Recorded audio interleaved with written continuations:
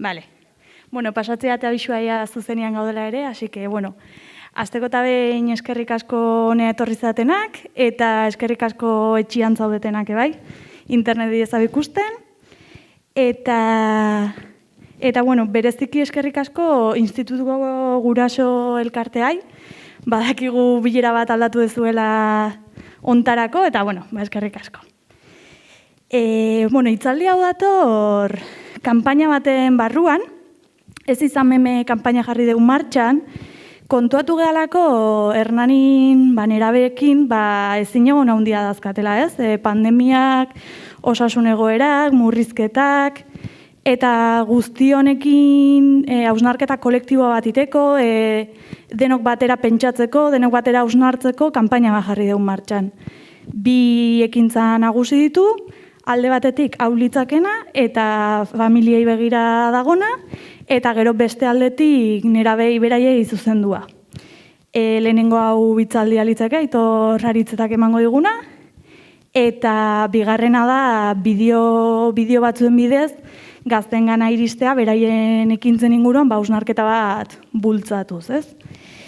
Esan bezala, kanpaina honen helburu nagusia da, familietan gai hontaz hitz egitea, lagun artean hitz egitea, nola bizi duten beraiek egoera, nola egiten dioten aurre, ze ezin egon dazkaten, eta bueno, honi hasiera emateko Aitorren laguntza daukagu. Hitzaldia emateko esan bezala Aitor Garitz eta Galan daukagu, eta bueno, bea psikologian lizentziatua da, eta doktorea ere bai. Euskal Herriko Unibertsitateagatik, doktoretzan gaina aparteko sari bat jasozun, eta Euskal Gizartearen egoera saria ere beria da, 2004an. Nazioarteko harremanetarako eta kalitaterako doktore dekan ordea izan da Euskal Herriko Psikologia Fakultatean. Eta gaur egun irakasle agregatu da Psikologiako Fakultatean 2011 urtetik, eta ematen du emozio eta gaitasun sozioemozionaletako irakasgaia.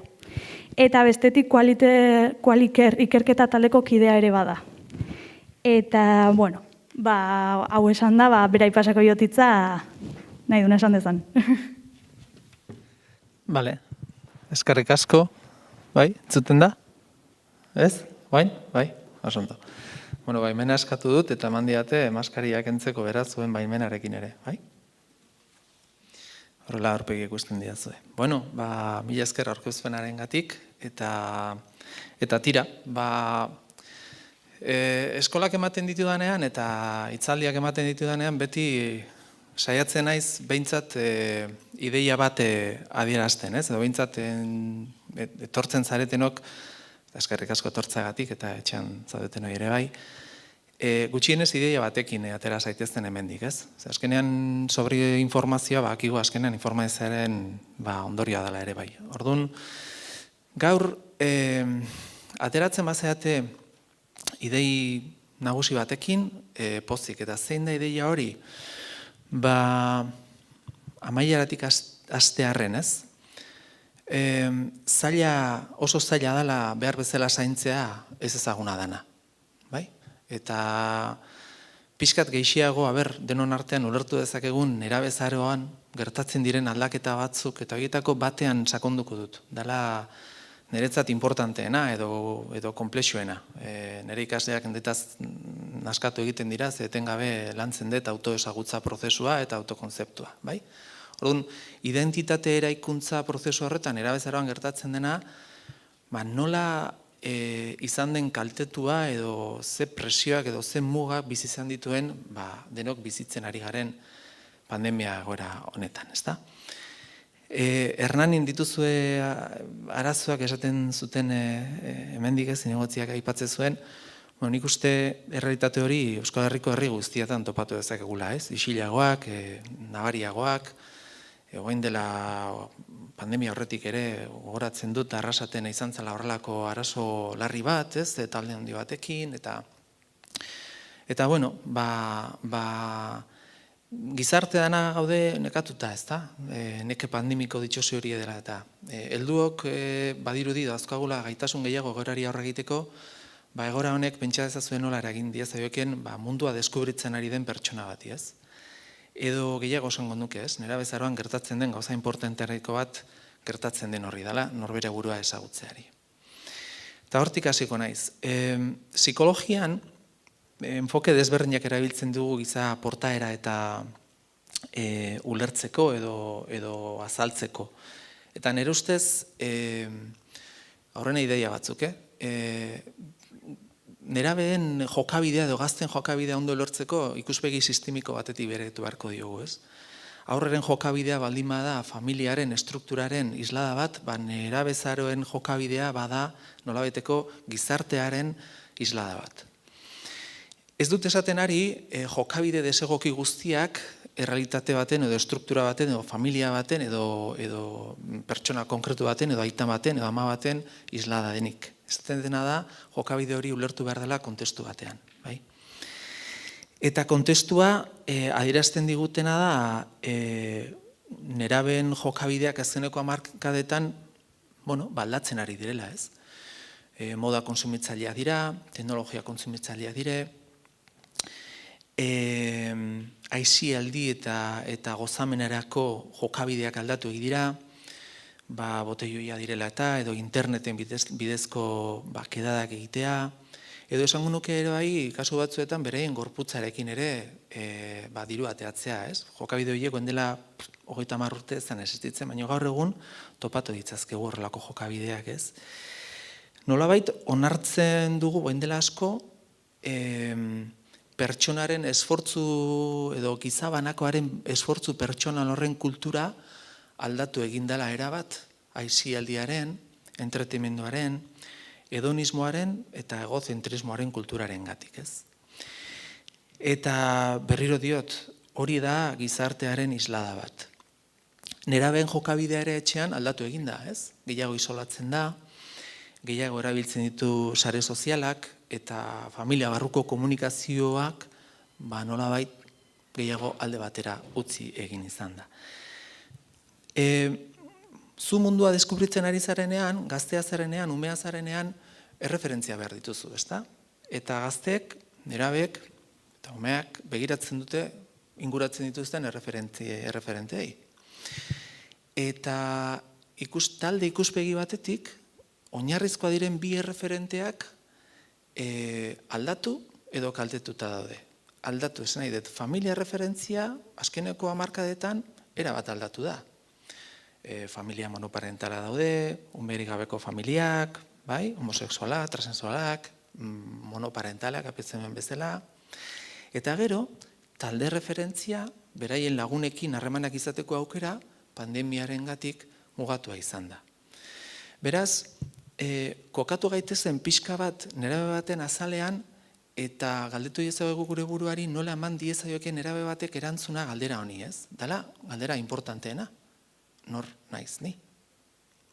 Heldu batzuentzat oraindik ere, baina gazteek bereziki, ezta? Ondo da. Zuek igual badakizue, baina ez badakizue gogoraztearren, neurologo batek, Gietek, demostratu zuen gure burmuina, kortez prefrontala hemen daukaguna, ez dugula guztiz garatzen 25 eta 30 urte bitartean. Burmuinaren zonantan, edo bere funtzio nagusia da, aurreikustea jokabide baten ondorioak zeintzuk izango diren. Hori garatu gabe, geure impulsoak, geure amigdalak, geure emozioak gidatzen dute gure jokabidea.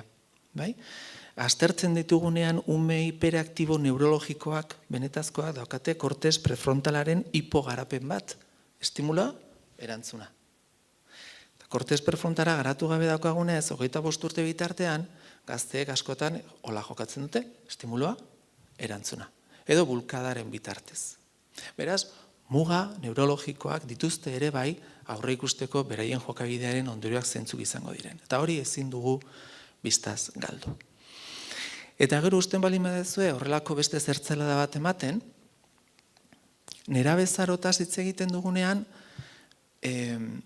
hau psikoanalisiaren inbentzioa da. ez dakit sekula pentsatu dezuten. Oain dela 100 urte Euskal Herrian pentsatzen dezuten nerabezororik existitzen zanik? Afrikako tributan existitzen da nerabezaroa. Ez, haurtzarotik, helduzarora pasatzen zea, erritual bat betetzen, ez da? Hartz bat harrapatzen duzunean, heldua bihurtzen zea. Eta emakumeen kasuan, aldaketa biologiko batek ezartzen du haurtzarotik helduzarorako transizio hori. Baina geure gizartean, okzidentalizatuta den gizarte honetan, psikoanalisiaren ikuspegitik, bultatuko da, espero dute. Ai ama, eskazten ez ditz egiten, abisatu diate. Psikoanalisiaren ikuspegitik, hasi ziren aztertzen, noiz galdetzen genion geure buruari, geure krisi identitaria noiz agertzen zen, eta ikusi zuten gutxi gorara adintarte honetan gertatzen zala. Eta orduan sortu zen nerabezaroaren konzeptua. Bai? Gaur egun, nerabezaroa teorikoki ondo mugatuta baldin badaukago ere, hor dauzkazuten adintarte horiek, oin aipatuko izkizuet, zaila egiten zaigu adieraztean noiz amaitzen den. Zeren eta identitatearen lorpenaren ondorio bat independentzia lortzea da. Eta independentzia ekonomikoa, autonomoa eta barrekoa. Eta jakin badakigu, 30 urtetik aurreako gazte asko oraindikan ere ezin jandabitzatela independentzia hori lortzeko. Nerabezaroaren denbora luzatze honen zergatiak, ez dakit, arrazoi asko daude, baina bat izan daiteke, oraindik orain ez digula lortu erantzun egokirik ematea galdera horri, nor naiz ni. Eta hortxe gabiltza, ez? Urteetan topatzen dugun erantzun egoki bat. Eta hori topatu bitartean, krisitzan bizitzen gara. Gizarte likido batean, Baumanek esaten zuen bezala, ez da? Edo, izan daiteke ere, aipatzen nuen bezala, baldintza sozioekonomikoak eta egun bizitzen dugun errealitateak zaildu egiten duela identitate eraikuntza prozesu hori. Hala eta guztiz ere, ondo desberdinduta daude nerabezoraren 3 esparru edo 3 adintarte. Alde batetik daukagu hasierako nerabezaroa, 10 jartzen du, 13 urte izango ziren, egokiagoa. Gero, erdiguneko nerabezaroa, 15-17 urte bitartekoa, eta azkenekoa 18-21 urte bitartekoa, ezta? Normalean, 10-13 urte bitarte horretan aldaketa nagusienak edo importanteenak izaten dira puberalak, bai, biologikoak. Eta hori da horrek izaten du izugarrizko garrantzia, ez? Nesken bat itiak handitzen di joazte, mutiletan beste beraldaketa batzuk gertatzen dira, eta hormona isureketa handitzen di joan einean, hor aldaketa puberalak izaten dira importantenak, gero jungo gara aztertzen, Esaten dut zeren ez da berdina, 10-13 urte bitarteko gazte batekin lan bat egin behar baldin badezu, edo sensibilizazio bat egin behar badezu, 14-17 urte bitarteko gazte batekin egin behar badezu baino. Zeren eta adintarte horretan, hor elementu klabeena izaten da familia barruko gatazka, bai? Eta besteen edo beste lagunen erreferentzialtasun geroz eta handiagoa, bai? Eta azkenik, nerabezararen azkeneko zati horretan 18-21 urte bitartean, nunbait amaitzeko, hor gertatzen dena da, normalean, familian jasotako balio edo jokabide barneratze bat, ez? Nolabait, helduzaroan bizi beharko dituzun ardurak eta onartze prozesu berri bat. Naiz eta independentzia ekonomikorik ez euki. Hasten zara ja, helduzaroan jaso behar dituzun edo jokabideak barneratzen. Bale?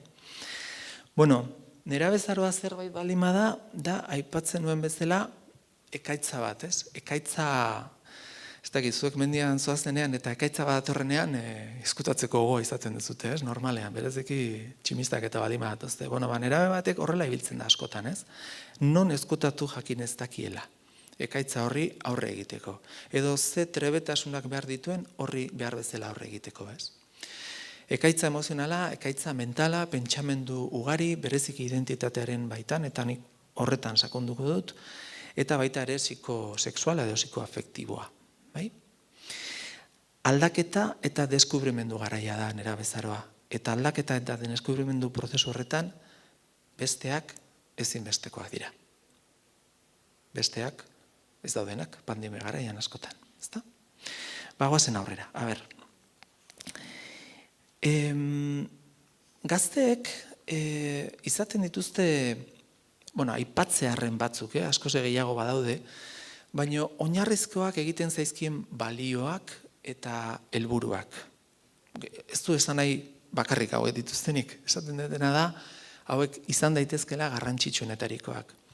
Orduan, nerabe baten buruan sartuko bagina, ez guztien buruan noski, baino gehienenko baruan sartu bagina, edo beraien balioi buruz hitz egingo bagenu, egin diren ikerketan artean erakusten dute daukatela horrelako, ematen diotela garrantzia eskubide pertsonalari. Geroz eta garrantzi gehiago gizabanakoak daukan eskubidea bere askatasuna adierazteko, bai? Zure munduan lekua topatzen ari zarenez, ezinbestekoa daukazu zure eskubide propioak edo pertsonalak izatea. Ze balio gehiago dituzte? Bapatekotasunari ematen diote garrantzia handia. Benetako tasunari, ez? Garrantzia handia ematen diote pertsonek adieraztea benetan sentitzen dutena momentuan. Horrek ematen diotelako beraiei aurrean daukaten pertsona benetan barrutik zintzoa dela, eta adierazten nahi dela sentitzen ari dana. Eta beraientzat hori oso importantea da. Berriro ere laguntzen dielako topatzen zeintan beraien benetazko emozioak. Berria dena. Zergatik ematen dioten beste garrantzia berria denari? Zergatik dute azkeneko iPhonea eta azkeneko ez dakize eta teknologikoa den zergatik? Berria den hori barneratzen dutenean, azkenean egokitutagoa sentitzen direlako gizartean gertatzen ari diren aldaketa guztiei.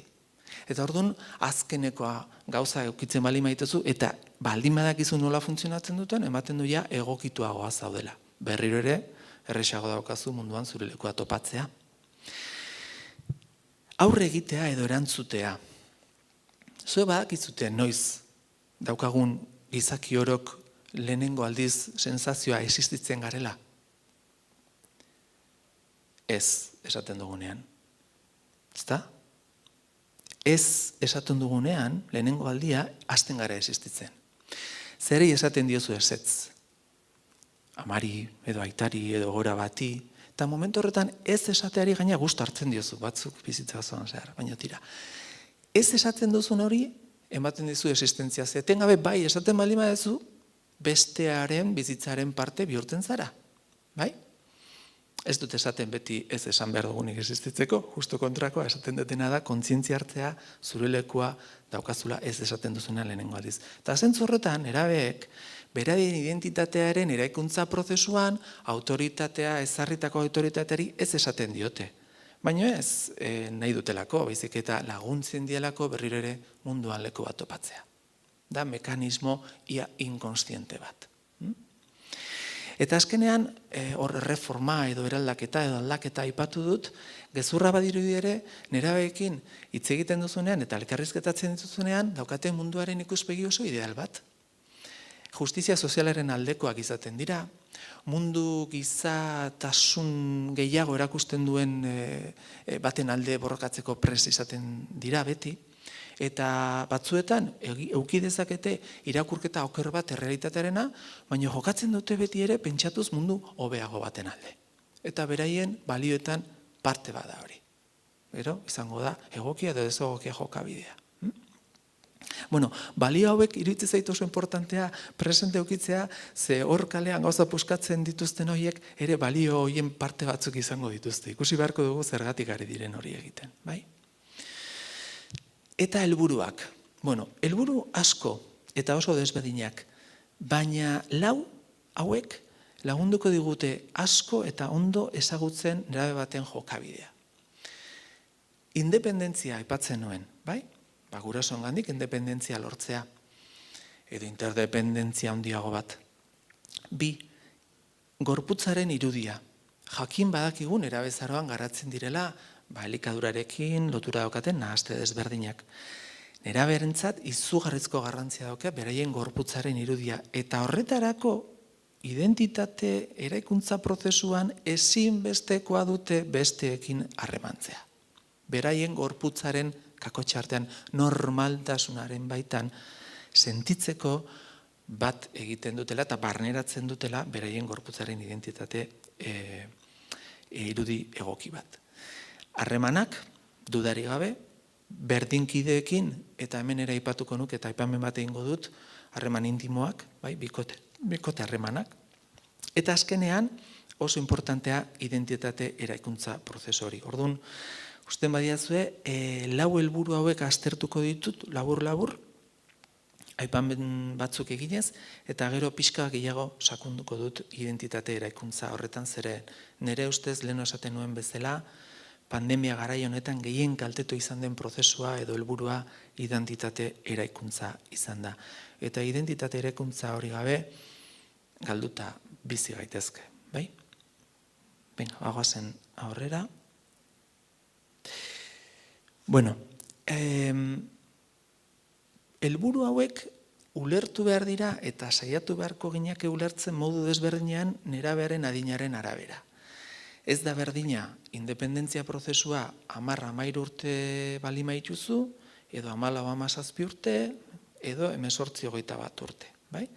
Aldaketa hormonalak eta puberalak desberdina direlako, garapen kognitiboa desberdina delako, heldutasun maila desberdina delako, ikaskuntza prozesua, gizarteren exigentzia mailak eta barrekoa desberdina direlako. Orduan, aipamen txiki bat prozesu bakoitzari, helburu bakoitzari adin tarte bakoitzean.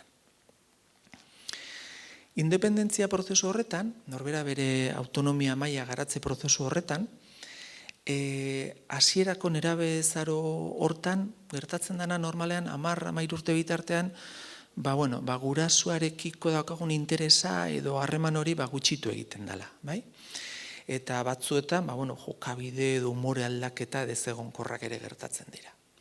Pasatzen bagara bigarren fasera, bai, 14-17 urte bitarte hortan, asko handitzen dira gurasoekin aurra daukaten edo nerabe daukaten gatazka mailak, eta baita ere lagunen presentzia edo lagunekin denbora pasatzeko gogoa geroz eta handiagoa izaten dute. Eta azkenean, aipatzen nuen bezala, independentzia prozesu horretan, nerabezaro azkeneko fase horretan, 18tik aurrera, nolabaiteko barneratze prozesu bat gertatzen da, ez? Gurasoen edo ikasitako balioen barneratze prozesu bat. Eta, hemen izan ditzazketen zalantzak edo onarpen bitartez saiatzen dira onartzen edo barneratzen. Irudiarekin, gorputz irudia. 10-13 urte bitartean ardura badago, baino galdetuz adin honetan ea nire gorputza normala izango ote dan. Hemen dagoen arazo nagusia da, eta nire gorputza nire aldaketa, bizitzen nahi izan aldaketa hauek normala dira, ondo daude, inseguridadea agertzen da, hasten zara edo hasten dira adin hauetan besteekin alderatuz edo konparatuz, barneratzeko edo onartzeko ideia hau edo baieztatzeko nire gorputza normala dela. Bigarren parte honetan, nerabezaro erdigune hortan, 17 urte, 14 urtetik aurrera, 15 urtetik aurrera, hemen oso garrantzitsua da nerabeak eukitzea referentia konparatzeko besteekin. Nerabezaro garai hortan eta pandemia garaienetan konparatzeko posibilitateak gutxitu egin dira, nabarmenki gainera. Eta zure bikotea beste herri bateko alimazan, ez dizute zer esaten. Horrek ekartzen duen frustrazio maila handiarekin. Momentu honetan, gorputzaren onarpen prozesu batean daude. Eta ez baduzu kanpo referentziarik, onarpen prozesu hori, zure irudiaren, zure gorputzaren onarpen prozesu hori arriskuan gera daiteke. Bereziki, adintarte honetan, garatzen dira nahaste nagusienak, elikadura nahaste nagusienak, ezagutzen dituzuen bezala, anorexia edo bulimia jokabideak bezala. Beraz oso puntu importantea da, oso esango nuke funtsezkoa den adintarte bat gorputzaren irudiari begira. Hemen gazteek nerabeak ematen dio garrantzia handie erakargarri bihurtzea. Saiatzea erakargarri izaten beste entzat. Beraz, berriro ere ze garrantzia daukaten bestearen presentzia zure gorputzaren irudiaren barneratze prozesu horretan. Eta azkenik, 7-8 urtetik aurrera, azkeneko nerabezaroaren azkeneko zate hortan, normalean gorputzak sufritu izan dituen aldaketak onartzen dira, bai? Eta ez badago nolabaiteko arazoren bat ez diogu garrantzi gehiagorik ematen gorputzari, bai? Arazo konkretu bat balitz, orduan, bai. Ondo da, harremanei begira, bai lagunekin harremanak eta baita ere bikotearekin harremanak. Bueno, hasieran 10-13 urte bitarte hortan, zer ikusten dugu? Ikusten duguna da, sexu bereko lagunekin harreman estuagoak izaten dituztela, xamurtasun sentimenduak ikuditzazketela, inkluso jokabide homosexual batzuk ere agertu daitezela, deskubrimendu prozesu bat bezala, bai? Eta hor beldur batzuk ere esnatzen direla, baina bestearen presentzia geroz eta garrantzia handiagoa garatzen edo hartzen dijoa. Berriro ere, erdiguneko nerabezaroaren tarte hortan, 14 urtetik aurrera, gutxi gora bera, hemen bai oso importantea bihurtzen da lagunen papera. Nolabait lagunen balioak, jokabideak barneratu egiten ditugu, eta batzuetan hemen, eragin hori izan daiteke positiboa edo negatiboagoa.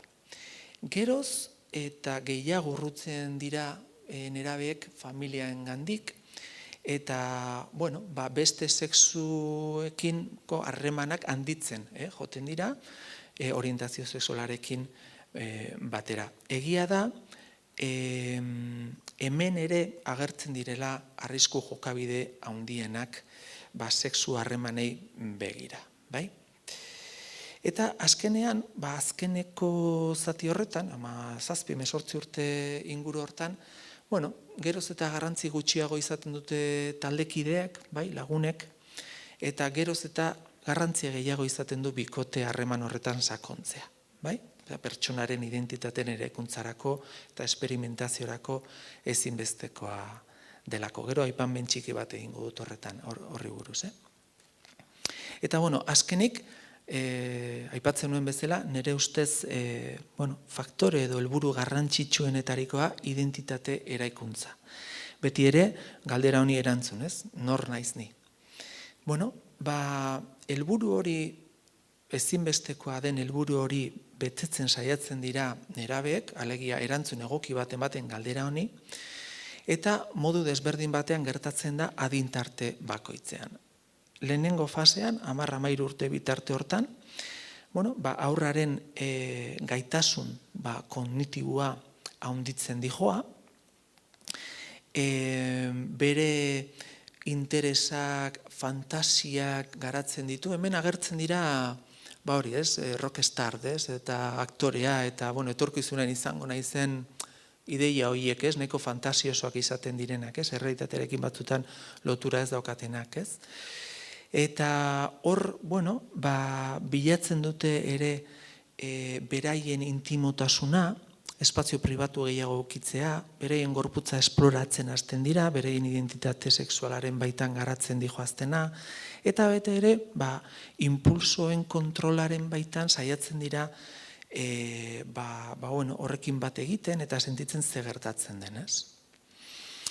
Bigarren fasean, nerabezaro erdigune horretan, nerabearen gaitasun kognitiboa eta sortzerako gaitasuna handitzen dijoa, eta hemen hasten dira identifikatzen gaitasun importante bat dela, bestearen sentimenduak ulertzen eta identifikatzeko gaitasuna handitzen dijoaztela, eta hori irekitzen di izugarrizko mundue. Mundu esploratzeko eta mundu hori nolabait mugatua izan dara pandemia garai honetan, Momentu honetan, adintarte honetan ere, kontzienteagoa dira beraien mugei buruz. Dauzkatelako eta identifikatzen dituztelako beraien mugak.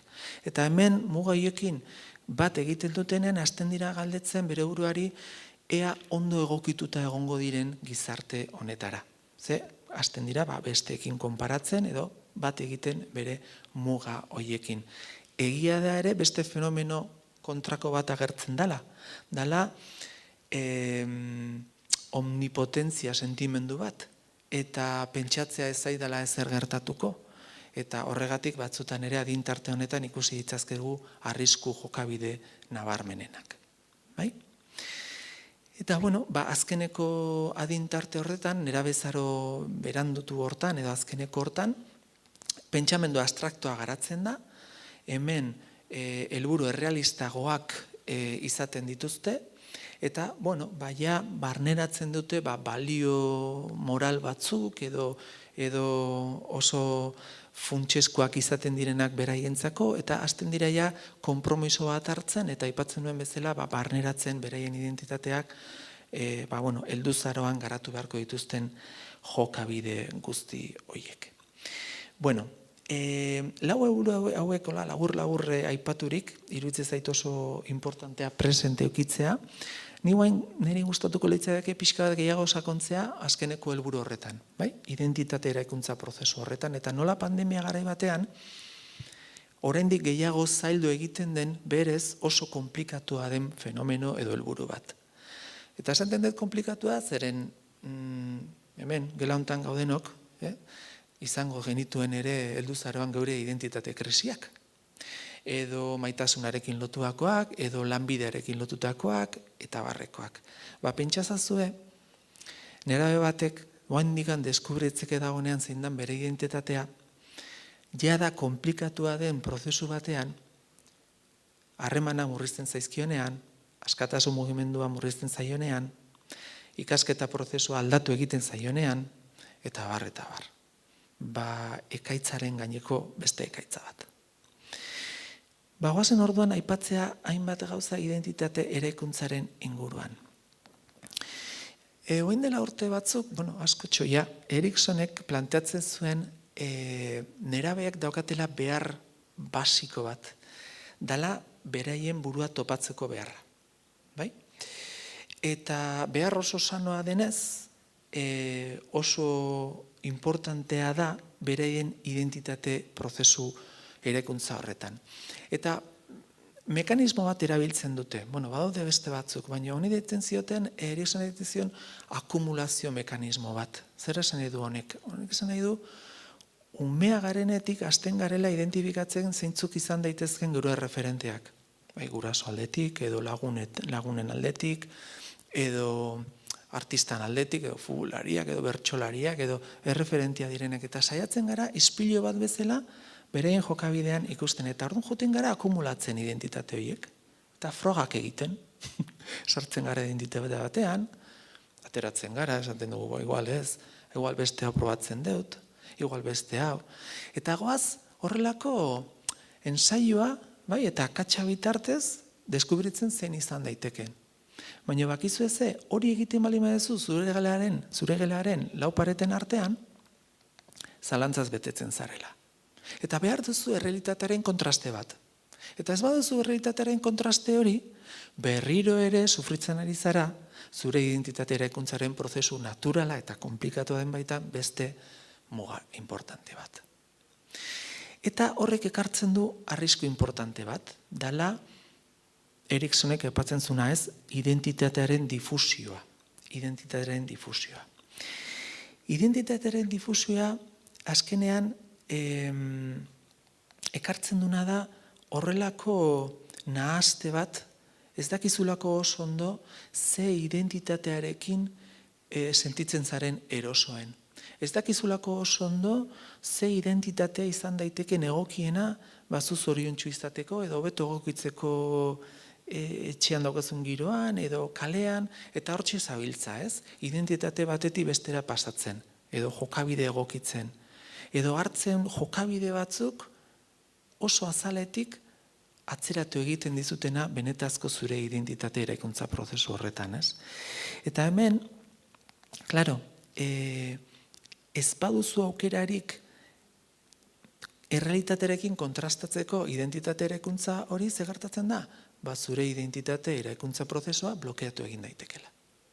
Eta blokeatzen baldima da, antsietatea etortzen da, depresioa etortzen da, insomnia etortzen dira, psikosomatizazioak etortzen dira, eta gero pasako izkizuet datu batzuk benetan arduratzekoa direnak. Bai? Azken finean, autoestimaren, ez dut nahi gehiagizartu hontan, ez? Baina esaten dugunean, ez? Autoestima egoki bat garatu behar dugula, autoestima prozesu baten ondorio bada. Autoestima ez da esatean ni naiz, ez? Edo nik egin dut oso ondo. Autoestima da ondorio bat eta pauso desberdina ditu. Eta prozesu horren baitan, porque zer estimatzen duzu? Estimatzen duzu zure buruari buruz daukazun ideia bat, autokonzeptu bat. Baina zure autokonzeptu hori ezin izan baduzu behar bezala eraiki gauza onak mirestuz eta gauza txarrak onartuz, orduan zure autoestima kaltetua egon daiteke. Eta nahastu egin dezakezu orgulloa harropuzkeriarekin. Bai? Behar duzulako erakutsi besteari ez daukazuna. Autoestimaren prozesu egokia bukatzeko ezinbestean hasi behar gara autokonzeptu egoki batetik. Eta autokonzeptu bat ezin da eraiki autoezagutzari gabe. Autoezagutza prozesu horretan ezinbestekoa da identitate egoki bat izateko. Bueno, hau aipaturik ere ondoren, Eriksonen lanak eta ikusirik James Martiak aipatzen zituen 4 identitate egoera desberdinak. Bai?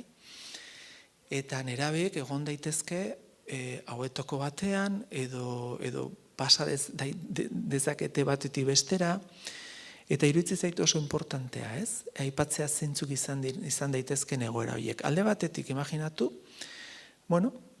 identitatearen lorpena, ezta?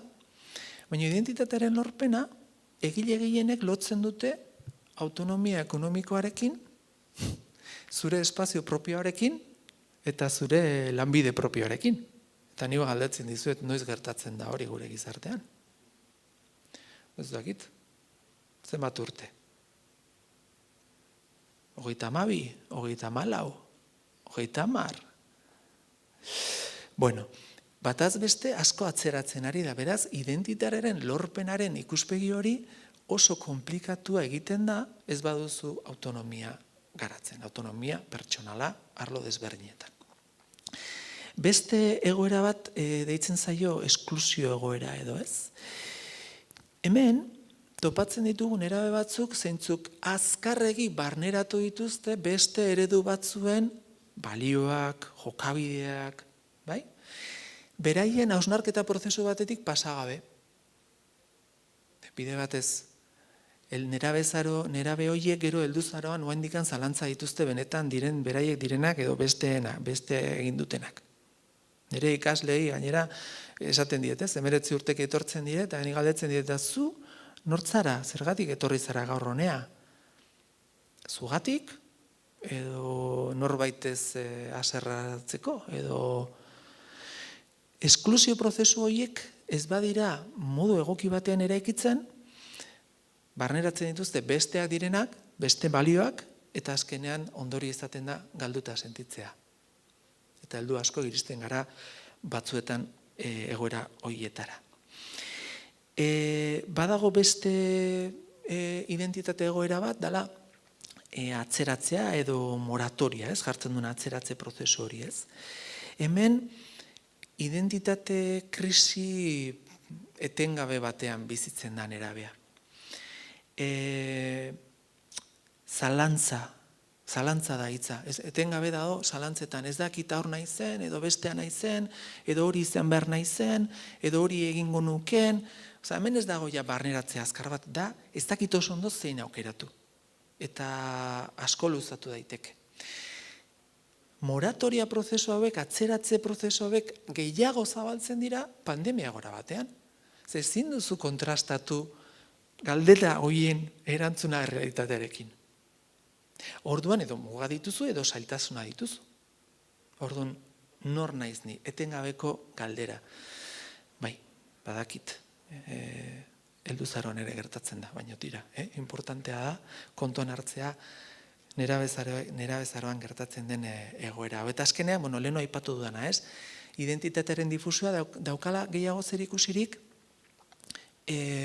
desmotivazioarekin. Nerabeak ez dauka gogorik ez da identifikatzen inorrekin. Bizitza da disfrutatzeko. Hedonismoan kokatzen naiz eta plazer inmediatoan, eta kitxo. Eta hor, berdin zait. Ze lanbidea, berdin zait, bai?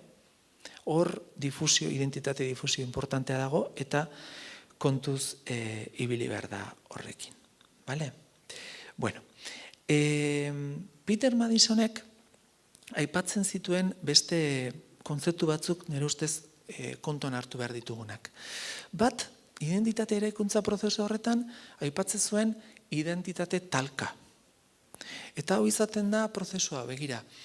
Ez dut aipatuko nor da, baina nire lagun batek esate ziten, ez? Nire alaba institutuan, bai? Lehenengo hezkuntzan eta bigarren hezkuntzan, eta ze ondo, eta 10ekoak, eta izugarri kalifikazio onak, eta haizu, unibertsitatea iritsi da, danba. Eta ez da gai burua altxatzeko. Ez da gertatu gaitasun kognitiboetan aldaketan nabarmenenik. Igual ikasteko erak aldatu behar ditu, egokitu behar da, ze gertatu da hemen. Gertatu da nahi izan da identitate talka izugarriat. Gazte horrek lehenengo urtean unibertsitatera joan eta zalantzan jarri zuen, eraikita zuen munduaren esanai bat. Etxean barneratutakoa, bere lagunekin barneratutakoa, baina unibertsitatera jontzan, da lehenengo urtean, pum! Hau, mundua ez da, ni uste non bezala. Beste referentzia batzuk baditut, eta hor, nire identitatea zalantzan jartzen dut. Egoera hauek, momentu konkretu horietan, oso zaurgarri uzten ditu gazteek. Eta, kontuz ibili behar da, eta poliki lagundu behartzaio, errealitate berri hori barneratzen, eta identitate berri bat eraikitzen pixkanaka. Egoera larriago bat izaten da, ez izan hori, ez? Bigarren puntuan daukazute. No ser, ez izan hori, ez? Hemen gertatzen dana da, nerabe batek eraiki egin dezakela, nerabe zaurren bigarren parte horretan, bere identitatearen ideia bat, autokonzeptu bat, eta batean berriro ere, edo unibertsitatean egin bat gertatzen da, baina beste errealitate batekin kontrastatzen duenean, orduan, hasten da zalantzan jartzen,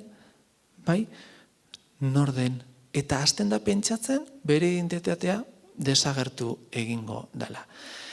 Utxune sentimendua handia barneratzen du, eta hor, nahaste eta beste erantzun patologiko bat emateko arriskua eduki dezake. Atenuanteak, edo importantea diren elementuak ere aipatzen zituen Peter Madisonek. Eta bat da afiliazioa, edo pertenentzia sentimendua.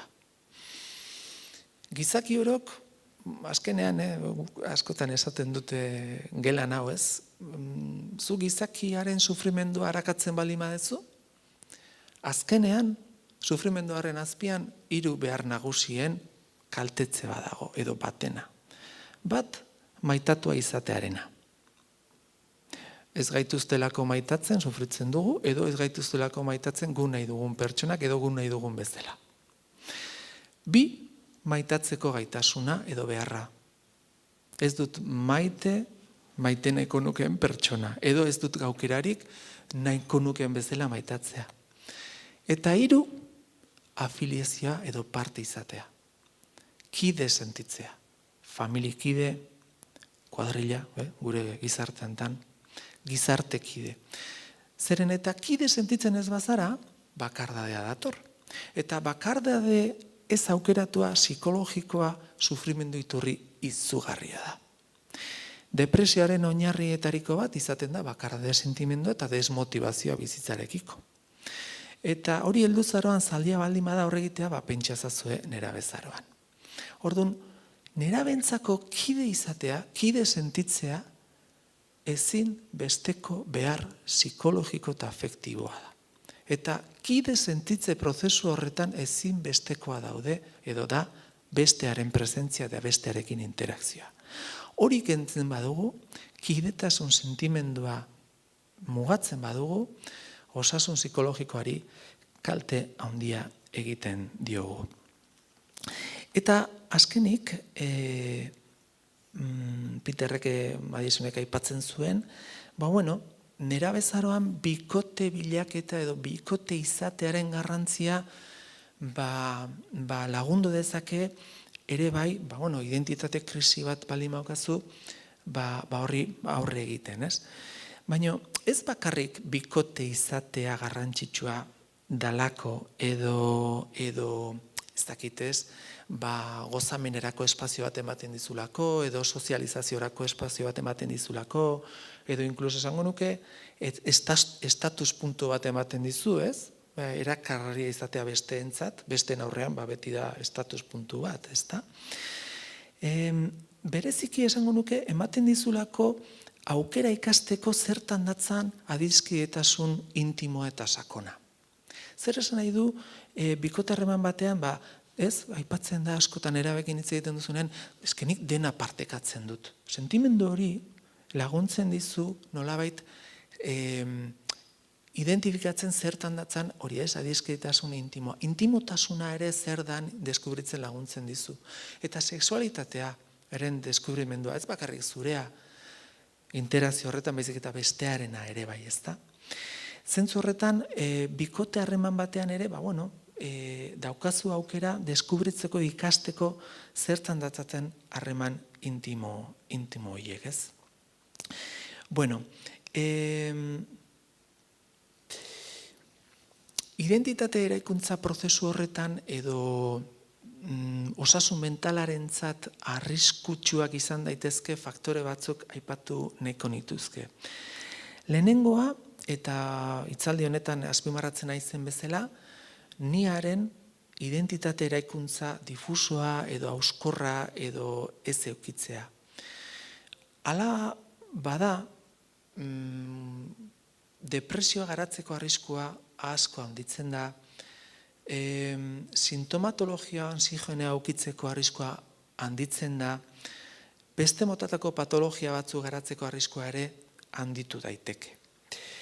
Estres jarraitua izate ere arrisku faktore importantea da.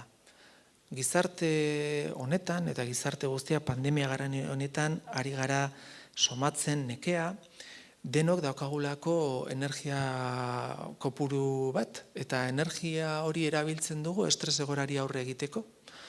Energia xurgatzen danean, amaitzen danean, nekea etortzen da, energia hori bukatzen danean, arazo psikosomatikoak etortzen dira, energia hori gastatzen danean, arazo psikologikoak etortzen dira. Gazteek ere jakin badakigu, eta ez naiz horretan asko zabalduko, igual hemen baino asko gehiago dakizutena zaudete eta, arrisku faktore importante jasarpena da, agertzen ari diren jasarpen mota, azkeneko urteetan bereziki teknologiak erabiliz, ziberbullying dela eta bestelako jasarpen jokabideak.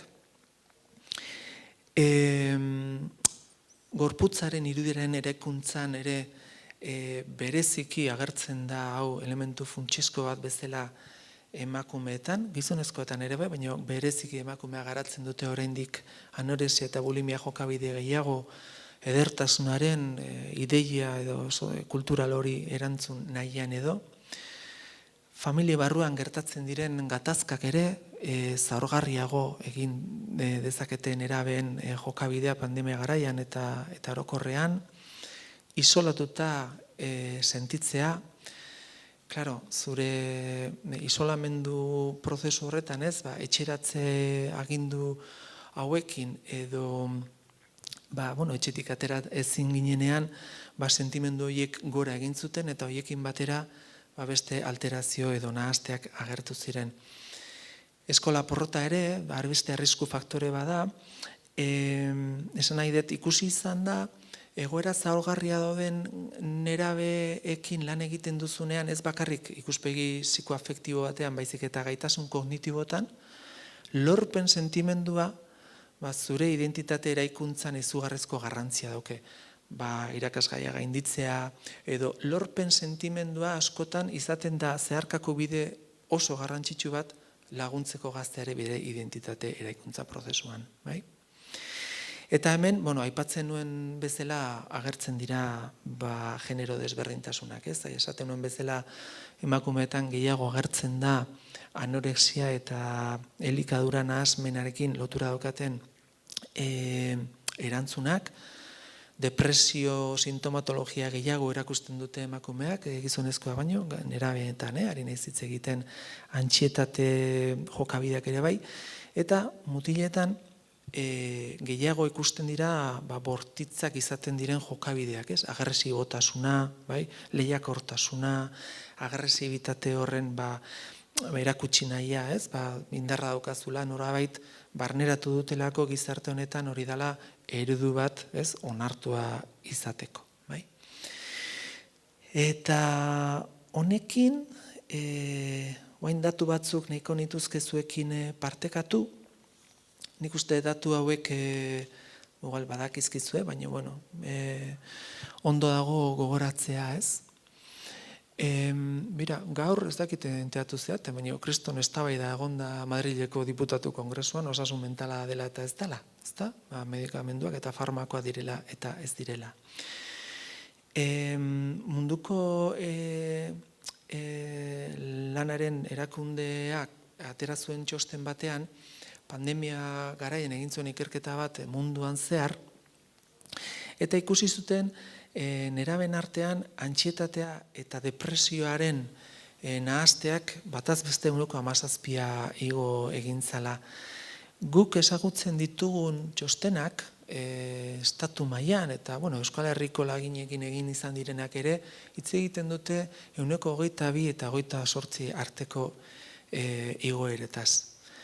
Oso datu gogorra da, eta ez dakit nik ze puntutaraino benetan adierazten duten errealitatea. Nik uste, hau labezo morroak bezala, ez? Bat ikusten duzunean, 5 edo 6 gehiago egoten direla. Datu hoen atzean erustez, oraindik emaitzako larriagoak egon daitezkela. Aipatu nahi dut ere, ze askotan erortzen gara kriminalizazioan, ez? Neraben kriminalizazio oso azkar batean, ikusi izan da, pandemia garaian, bataz beste 21% parte hartu dutela gehiago elkartasun jokabidetan, bolondrez portaeretan. Eta nik uste hori ere azpimarratzekoa dela. Eta bat datorrela hasieran aipatzen dituen balio horiekin. Haurtzaroan eta nerabezaroan espezializatuta dagoen aldizkari batean harakatu nituen azkeneko artikulu batzuk, eta hor ere agertzen diren emaitzak pandemia garaian ez dira bat ere positiboak. Ikusi izan da, modu nabarmen batean igo egin direla menpekotasun jokabideak, bereziki bideojokoekin lotura daukatenak, eta ikusi izan da ere bai, menpekotasun jokabide horiek erabiltzen direnean larritasun egoera bati erantzuna emateko, gero gazte horiek depresio gehiago, antsietate larritasun gehiago, bakardade sentimendu gehiago, edo inkluso lo egiteko arazo gehiago erakusten dutela.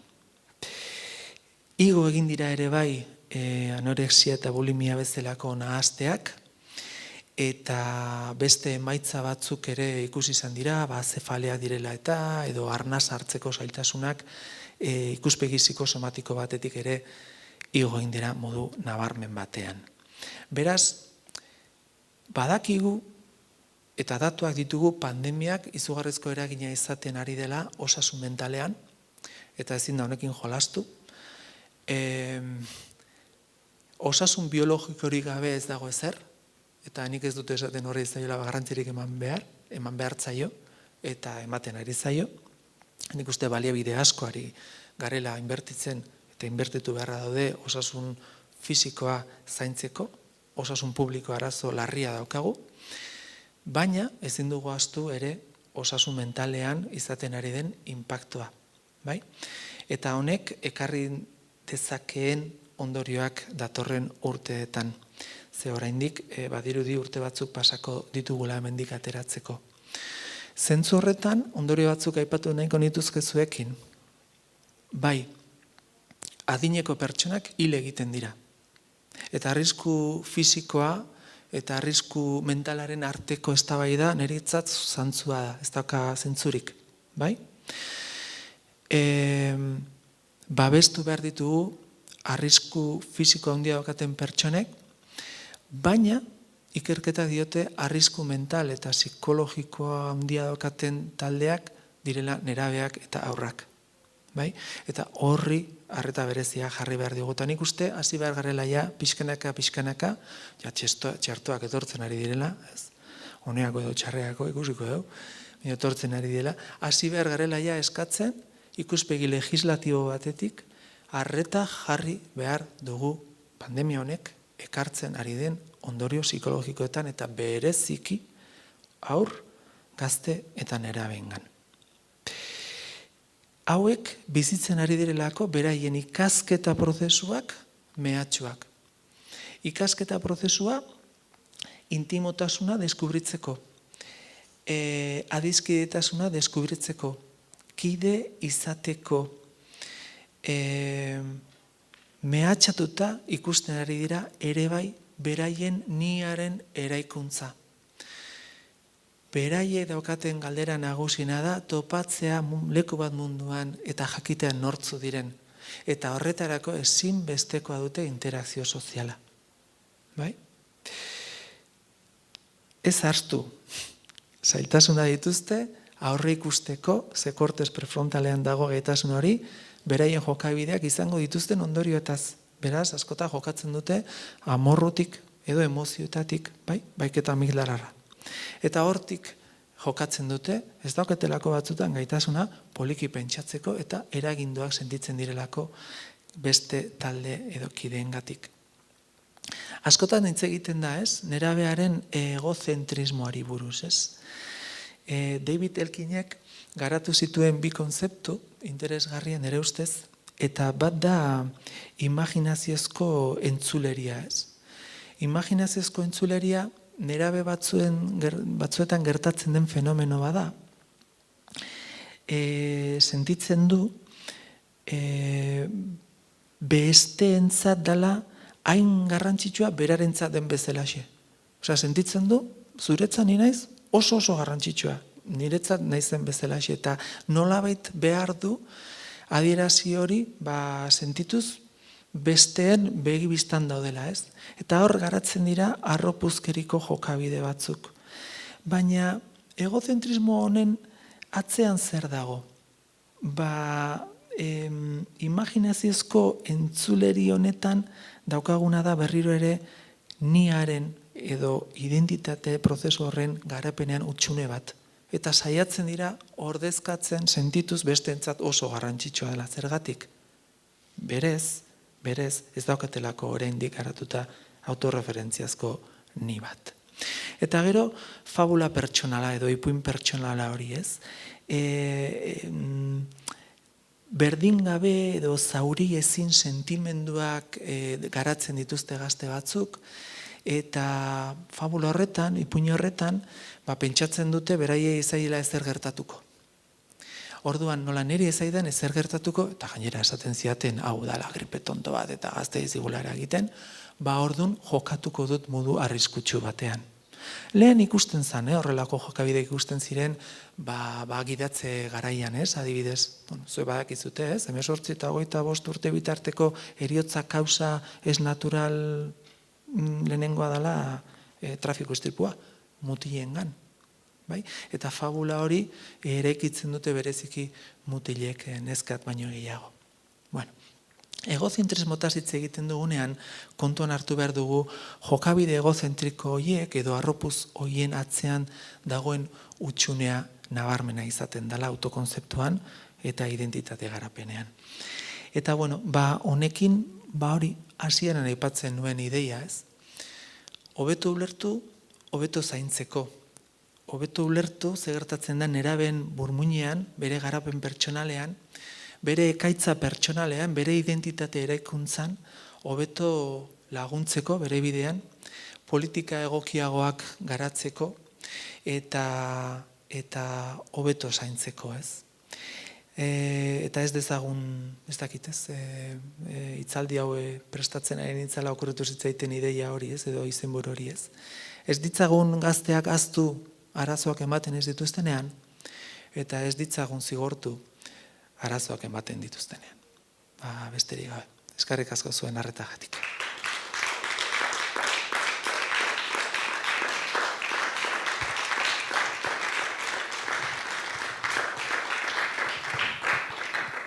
Orain lehen ez dut esan, baina galderentzako tarte bat irikiko dugu, orduan norbaite galderan emate badauka, altxe asko eta mikroakin hurbilduko naiz. Galderak edo solasaldia ez, ezagutza partekatua baita. Edo iritzik. Anatzean daukazu bat.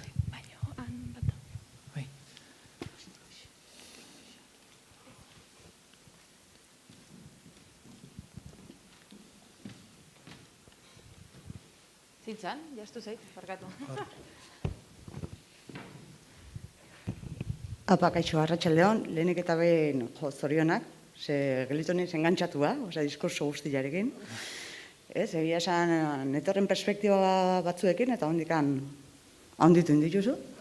Eta, galdera zehatz bat dut, zehatz hau ez dakit, baina zer egin dezakegu gurasook, ez da lagundu alizateko ibilbide horretan, ez da identitate bilaketa prozesu horren baitan. Hau da galdera magiko hietako bat, ez? Zer egin dezakegun gurasok? Ez zaila egiten zaite erantzutea pluralean. Pluralean, ez zait, gurasok. Errealitate bakoitza oso desberdina baita, ez? Eta kasuan kasu, adibidez, leheno aipatu dudan adibide hori, ez? Neska hau iristen da unibertsitatea eta mundua erortzen zaio. Eta bere identitatea deseraiki egiten da. Eta galduta sentitzen da. Zer egin dezake guraso batek hor? Behin psikologo bati entzun dion esaten gurasoen errol edo ekintza nagusiena da gogoraraztea gure aurrei ze ederrak diren. Esan nahi dut, ez dezaten ahaztu zenbat maite ditugun.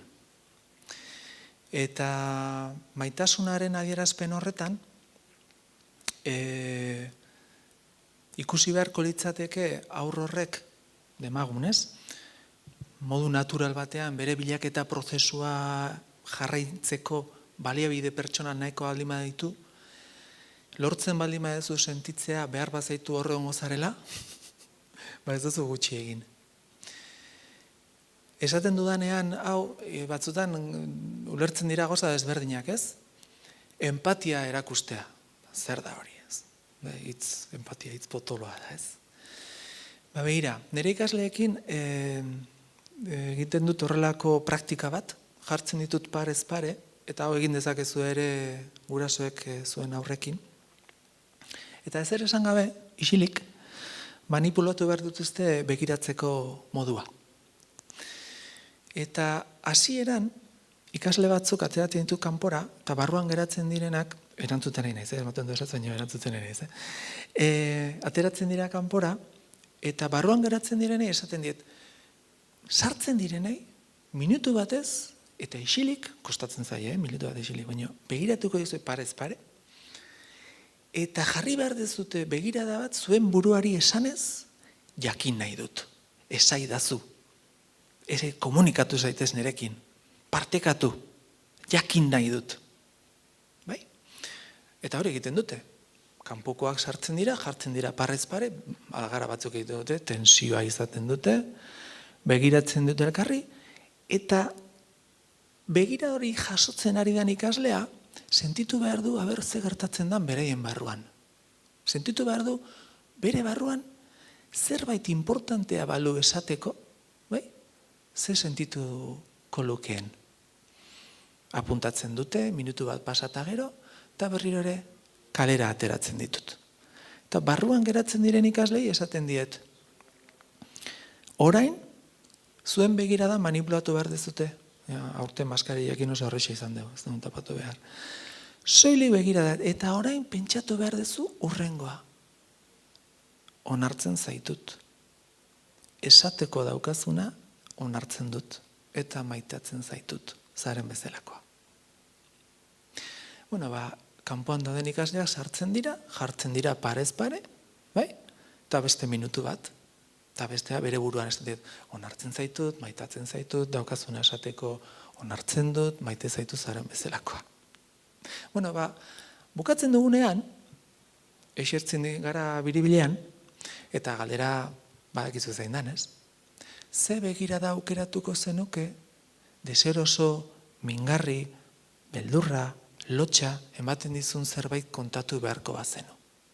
Lehenengo begirada, ala bigarrena. Bueno, bataz beste, urte guztietan, irabazten duen begirada bakizu zein den, ez da? Onarpenarena. Orduan, bidelagun izatea badauka zerikusirik konfiantza garapenarekin. Eta konfiantzaren garapen hori badauka zerikusirik onarpenarekin. Zeren eta batzutan geure aurrak eta geure nerabeek sentitzen dute interes horren atzean badagoela larritasun sentimendu bat edo kontrol nahi sentimendu bat.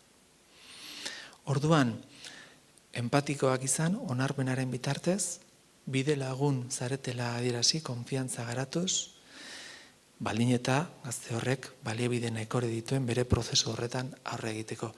Eta ez esan presarik. Ze hobe da berandu topatzea, gure adinarekin ibiltzea guandik gana aukeratu nuena ondo zegoen edo ez. Ez dakit erantzun da izun, baina bueno, elkarrizketa. Vale. Esterik?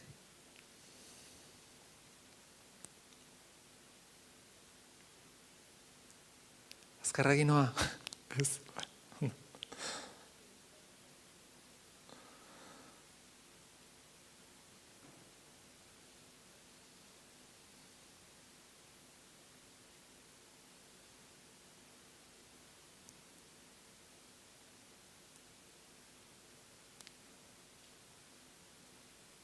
Ze ondo, hemen heldutasun handia dago, isiltasuna maneiatzeko. Ondo.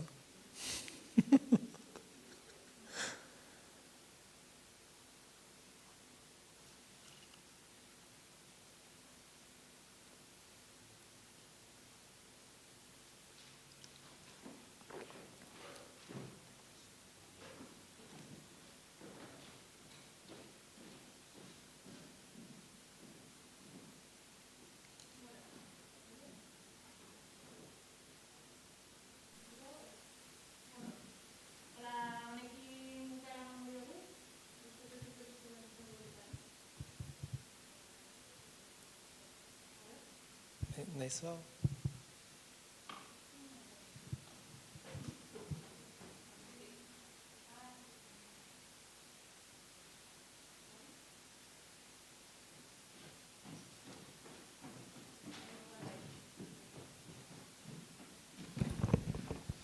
Bai? Oain bai, bale.